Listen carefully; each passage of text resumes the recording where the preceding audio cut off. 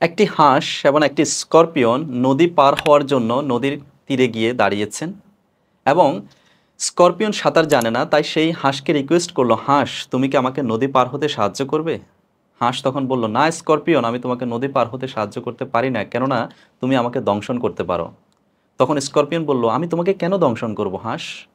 তখন হাঁস বলল, তুমি না বিষাক্ত, তুমি যে কোনো সময় আমাকে স্টিং করতে পারো। তখন স্করপিয়ন বলল, না হাঁস, আমি তোমাকে স্টিং করব না, আমি তোমাকে দংশন করব না, তুমি আমাকে নদী পার হতে সাহায্য করো প্লিজ। তখন হাঁস রাজি হলো।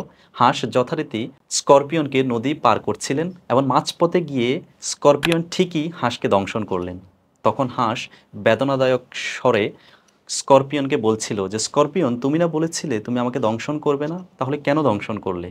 তখন স্করপিয়ন বলল, আমি জাস্ট তোমার সাথে ভালো হওয়ার ভান ধরেছি। আমি কিন্তু আমার মনে ছিল যে আমি তোমাকে বুঝাবো যে আমি কে এবং আমি কতটা বিষাক্ত। সুপ্রিয় শ্রোতা, মোরাল অফ দ্য স্টোরি হচ্ছে, আপনার লাইফেও এ ধরনের স্করপিয়ন টাইপ অফ পিপল আছে, যারা আপনার সাথে সাময়িক সময়ের জন্য ভান ধরে এক মুখোশ পরিধান করে থাকে যে সে আপনাকে খুব কেয়ার করে, সে আপনাকে খুব ভালোবাসে, সে আপনার যত্ন নিয়ে থাকে, কিন্তু সুযোগ বুঝে সবচেয়ে মারাত্মক ছোবলটি তারাই আপনাকে মেরে থাকে। সুপ্রিয় শ্রোতা, আপনি যদি মনে করে থাকেন আপনার লাইফে এই ধরনের স্করপিয়ন টাইপ অফ পিপল আছে, বারবার তাদের কাছে গিয়ে সময় নষ্ট করা, এনার্জি নষ্ট করা থেকে বিরত থাকুন। আপনি যদি মনে করেন আপনার লাইফে স্করপিয়ন টাইপ অফ পিপল দ্বারা আপনি কোনো না কোনোভাবে এক্সপিরিয়েন্সড হয়েছেন, তাহলে নিচে কমেন্ট করে জানান।